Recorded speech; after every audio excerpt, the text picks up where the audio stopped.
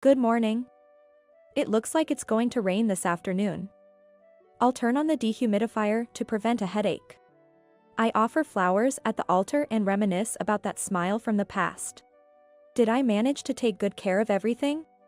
Did I make them happy? My father-in-law, always kind and considerate towards his imperfect daughter-in-law.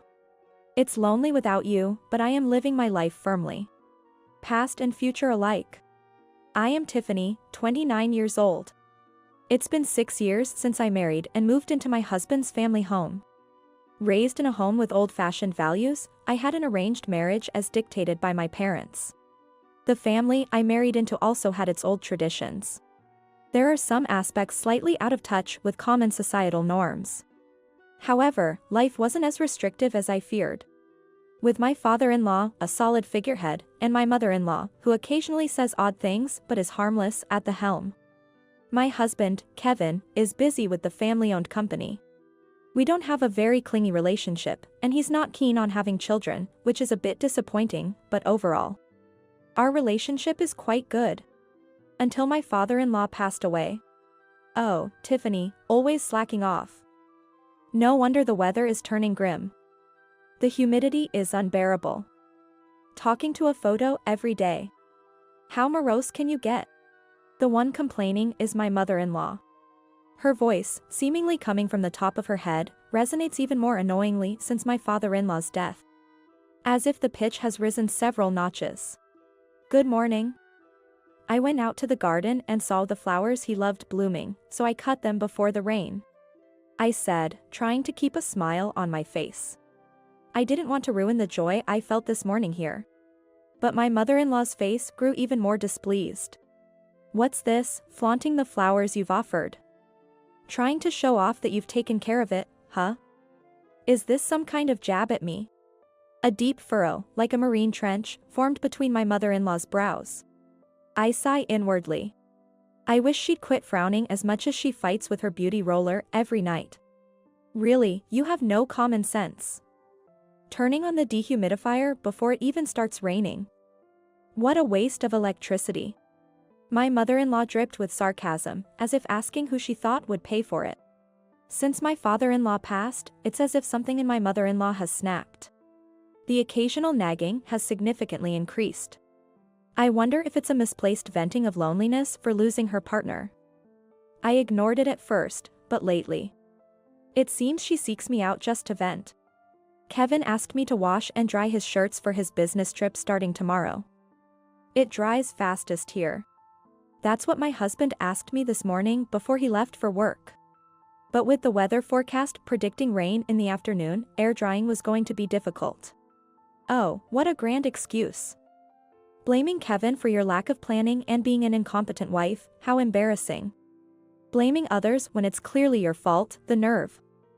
Has your skin thickened since you came to this house? Disgusting.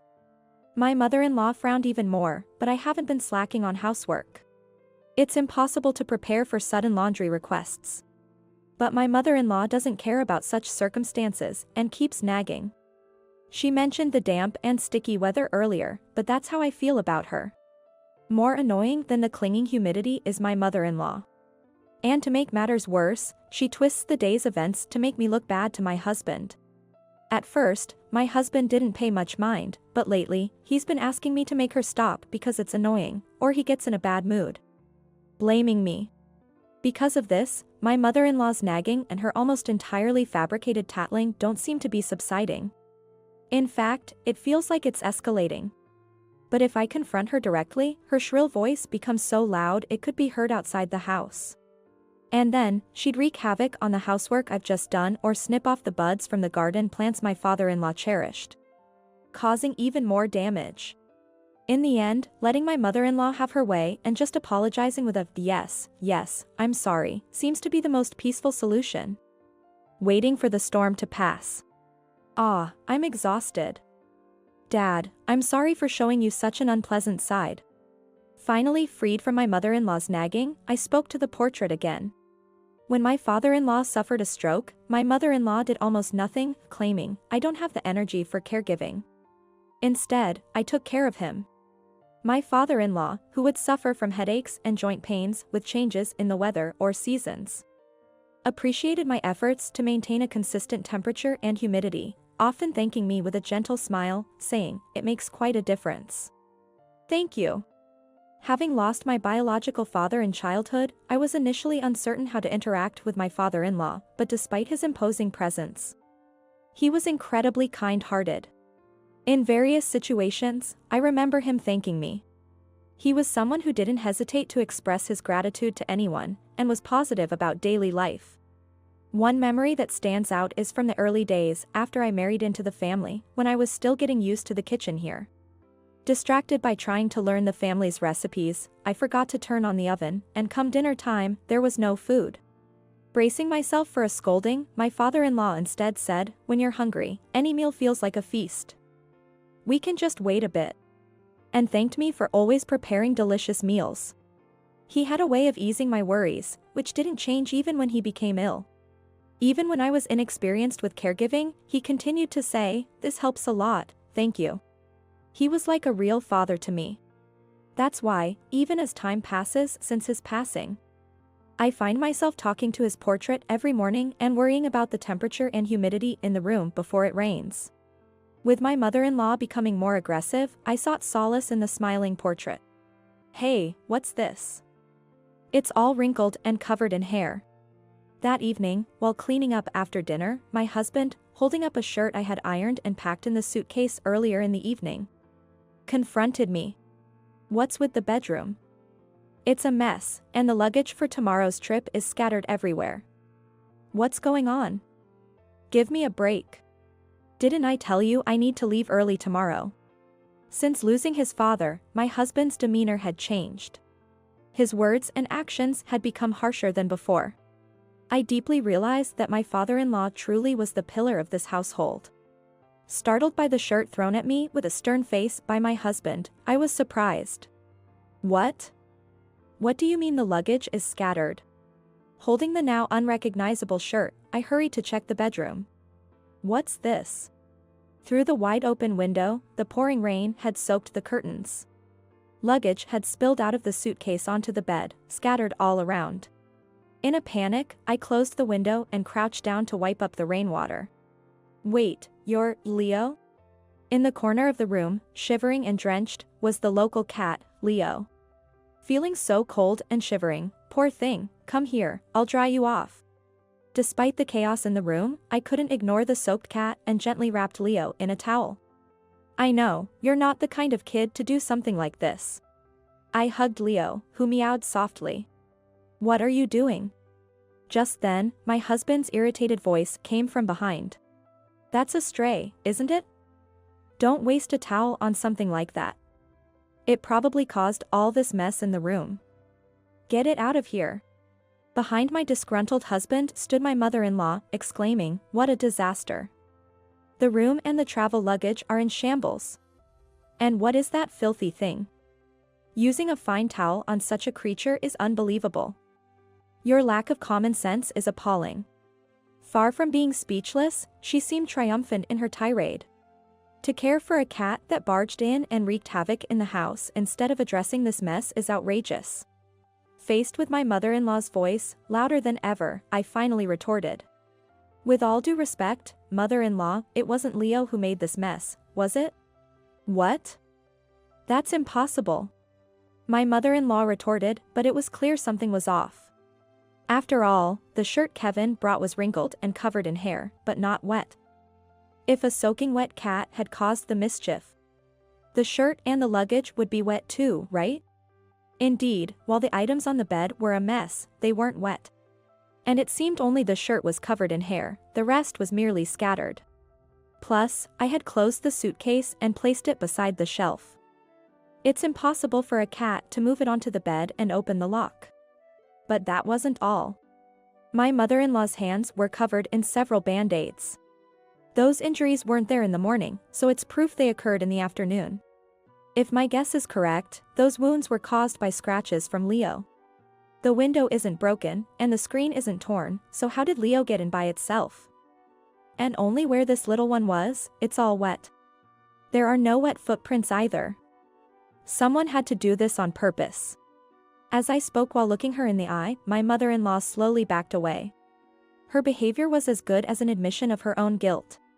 And those band-aids on your hand. But before I could finish, my husband's loud voice echoed. Enough. What? Startled by the shout close to me, my husband furiously declared. I don't care. Just get rid of it and clean up quickly. Don't make me say it again, I have an early start tomorrow. I'll sleep in the guest room tonight. Get it ready. Despite my shock, I retorted. It's not whatever. This is going too far to be dismissed as a mere prank. It's time to get serious. I couldn't contain my anger at my mother-in-law's excessive behavior. But my husband lashed out, don't be ridiculous. It's your job to handle things inside the house. Do I bring home every little issue from work and complain? No, right? Yet, what about you? Even when I come home tired, I can't rest because I'm bombarded with complaints about this and that every single day. I'm sick of it. It seemed his pent-up frustration from hearing daily complaints about my mother-in-law had finally erupted. But that was misplaced. I never complained to my husband. It was my mother-in-law who concocted stories and whispered them to my husband. Why am I being blamed? I feel just as bad as you do. I tried to speak again, but my angry husband didn't let me finish, grabbing my arm and pulling me towards the entrance. Enough. Just go somewhere. If you're not here, my mother won't have anything to complain about. I was locked out before I could even put on my shoes. The sound of the lock clicking closed. Wait, open up. Kevin. Hey. I called out loudly, but there was no response from my husband. Instead, I heard my mother-in-law's malicious laughter, ehehe. After all, she is just an outsider. That's my Kevin. I've raised a good son. Even without seeing her face, I could easily imagine my mother-in-law's spiteful smile. Just like that dirty stray cat. Haha, a stray wife, I suppose. Serves you right. Then the lights at the entrance were turned off, and I was left out in the pouring rain with Leo in my arms. I can't believe this. A few days after I was locked out and sought refuge at my parents' home, the main family of my in-laws summoned me. Being called by the main house of a historically significant family, my mother sent me off, urging me to apologize so as not to get divorced. But I felt gloomy. I'm probably going to be scolded. I was thinking of discussing things, but now I might just say I want a divorce first. There's been no contact since that incident. As I approached with a heavy heart, I was greeted by a room full of relatives, their presence more imposing than I expected, which made me freeze. On the other hand, my mother-in-law and husband seemed triumphant, as if they had won a great victory. Could this be a discussion about divorce? This is more serious than I thought. I grew even more nervous, but the head of the main family, my grandfather-in-law by marriage, unexpectedly brought up a different topic. Today, we've gathered to discuss inheritance. Traditionally, the head of the family has taken all the assets, lending them to relatives rather than distributing them. But now, we plan to change with the times and distribute them. Relieved that this wasn't an interrogation, I relaxed a bit. Meanwhile, my mother-in-law and husband perked up, pushing past the relatives. What will the distribution look like? What about the house we're living in? There are also lands, vacation homes, and the company, right? My mother-in-law, who had called me thick-skinned, greedily stepped forward. She even whispered to my husband to seize the opportunity for a promotion and to claim management rights. My husband didn't seem opposed to the idea. Seeing their shamelessly eager faces, I resolved to go through with the divorce. I could easily envision a future where, with their newfound wealth, my husband and mother-in-law would label me as greedy or a freeloader. It would be better to sever ties completely. They would probably be pleased to divorce me now. However, the grandfather-in-law said, "There's no inheritance for you too," with a heavy sigh, rejecting my mother-in-law and husband outright. Huh? Caught off guard, the great-grandfather said to the two. "The inheritance will be distributed to Tiffany. You two will get nothing." Suddenly named, I was speechless, and the mother-in-law's face went pale. "You must be joking. A daughter-in-law has no such rights." Besides, she just ran away suddenly, showing no sense of responsibility. She's a failure who can't even have a child. We were thinking of divorcing her, right, Kevin? Yeah, dealing with domestic troubles is a hassle. If we're short-handed in managing the house or the company, it's more efficient and better for mental health to hire someone. He dismissed me coldly. Then, upon hearing their claims, the great-grandfather pulled out an envelope from his pocket. A will. As the two looked confused, the grandfather-in-law solemnly read out his son's will, the father-in-law. It stated that in the event of any dispute after his death, all properties lent out should be returned to the main family. However, regarding Tiffany, the daughter-in-law, the protection of the main family would continue. In other words, no matter what happened, I would always receive support from the main family. This can't be. This has to be a lie. Kevin was speechless, and my mother-in-law was stunned. In his lifetime, my son was worried about family discord after his passing. I laughed it off as overthinking, but it seems his concerns were valid. To drive Tiffany into a corner just months after my son's passing, how shameful. The grandfather-in-law shrugged. Tiffany, I intend to distribute the assets you need to live on from now. Lending would tie you to the house, but with a distribution, you can manage even if you divorce and are on your own. Or you can remain as the wife of the family and take a son-in-law if you wish. I was adopted too, so I can somewhat understand your position. As the main family, we respect your decision, so don't worry. He said with a smile, looking very much like the father-in-law I remembered. Wait, that's too much. What have we done? It was this daughter-in-law who left on her own. We are the victims here. Naturally, my mother-in-law and Kevin wouldn't accept this so easily. Spitting while insisting that I, the daughter-in-law, was the bad one. No need to add insult to injury. What are you talking about? As my mother-in-law looked puzzled, an unexpected person appeared in the hall at the grandfather-in-law's signal. You. Surprised, I looked at the grandfatherly figure who then showed an envelope similar to the will. Your father-in-law asked me to contact the main family if anything happened. Kicking your wife out barefoot and penniless on a rainy night didn't seem right, so I intervened, right? Leo saw it too? Old man in the neighborhood handed Leo over to me from his arms. Thank you for the shoes and fare that night. I couldn't thank you in person, but I didn't expect such consideration. Holding the warm Leo, I expressed my gratitude. No need for thanks, I received your delicious fruit. Don't be formal. I owed your father-in-law a favor from the past. Glad I could repay it. He teared up as if reminiscing. Mutual help, that's what he used to say. A good man he was. The neighbors knew you were having a tough time after he passed. You've been patient. I felt a warmth in my eyes. Grateful for the seeds of kindness the father-in-law had sown until the very end. And for the neighbors' support, thanks to him. Still think you're the victim? The grandfather-in-law asked Kevin and my mother-in-law, who were gaping at our exchange. A daughter-in-law is ultimately an outsider. If you can't respect others, then you too should leave. Kevin, you're no longer needed at the company. Both of you, start over elsewhere and learn humility. At his roar, Kevin and my mother-in-law shrank back. Eek. No. Under the cold gazes of the grandfather-in-law and the assembled relatives, Kevin and my mother-in-law felt like they were on pins and needles. Afterwards, under the main family's watchful eye, my mother-in-law and Kevin left the house. Kevin struggled to find a new job, and they both started doing part-time work. As for me, I divorced but chose to stay in the house. The main family also shows concern, advising me to consult with them if there's any change or possibility of remarriage. I received some fresh peaches from the neighbor. They're the first of the season, so let's enjoy them together.